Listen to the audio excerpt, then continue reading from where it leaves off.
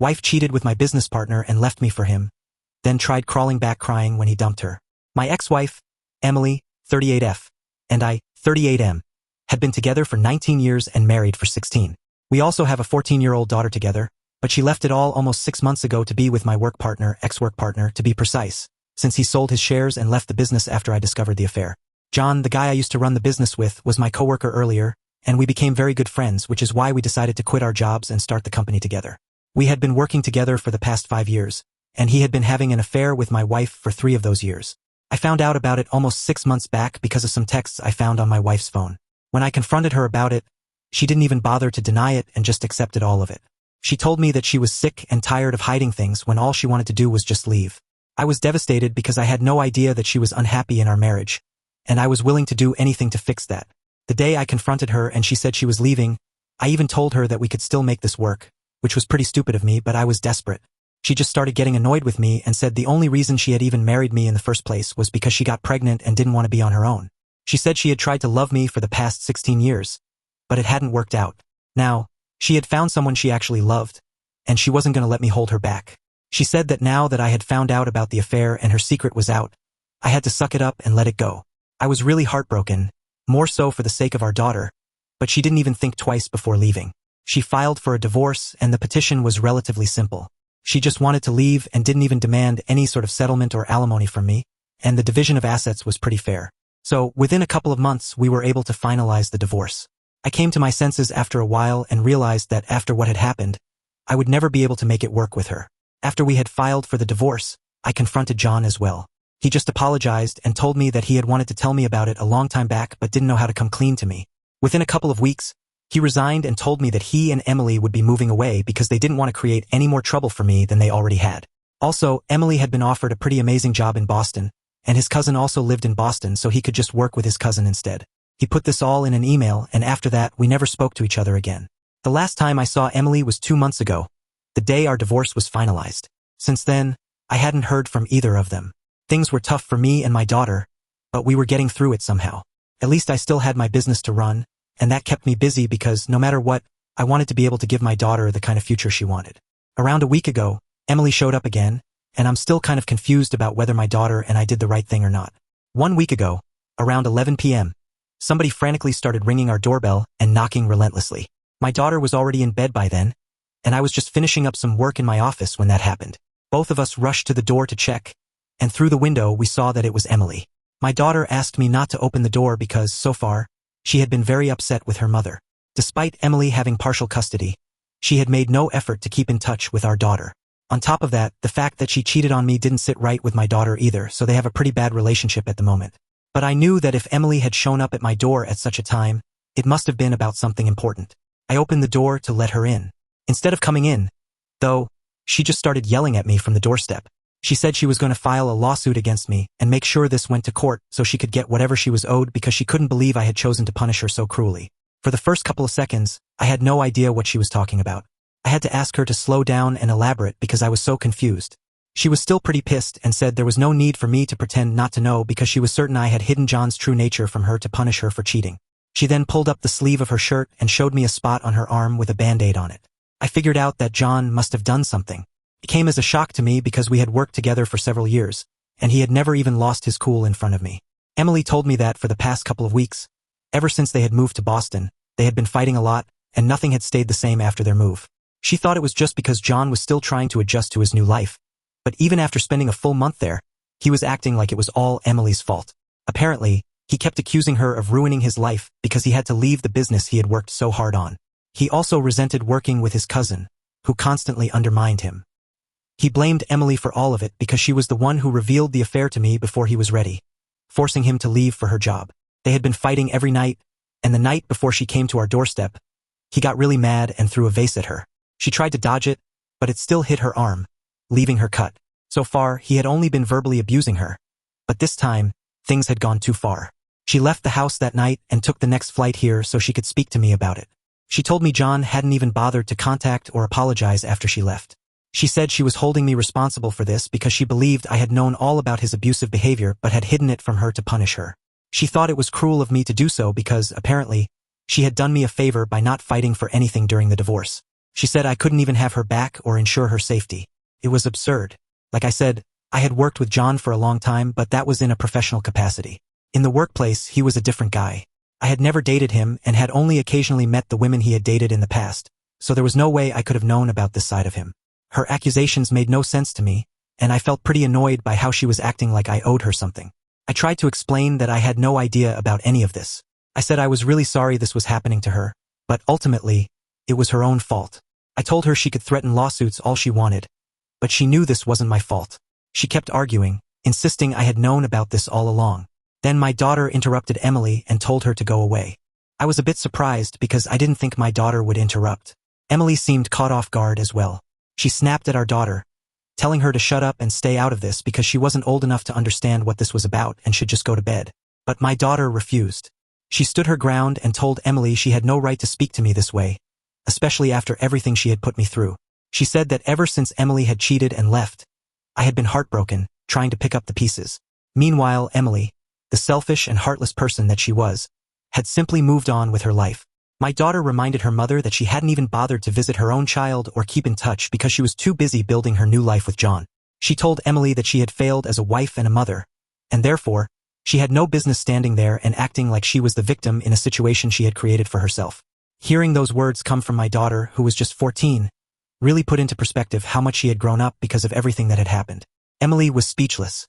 My daughter finally said that now that Emily had left to be with John, she would just have to deal with whatever was happening in her life on her own. We were no longer her family. She had dug her grave, and now she would have to lie in it. After saying that, my daughter slammed the door in Emily's face and went back to her room. I could hear Emily crying outside the door, but I didn't bother checking on her. After everything she had done, I didn't see any point. I went back to my room and tried not to think about it.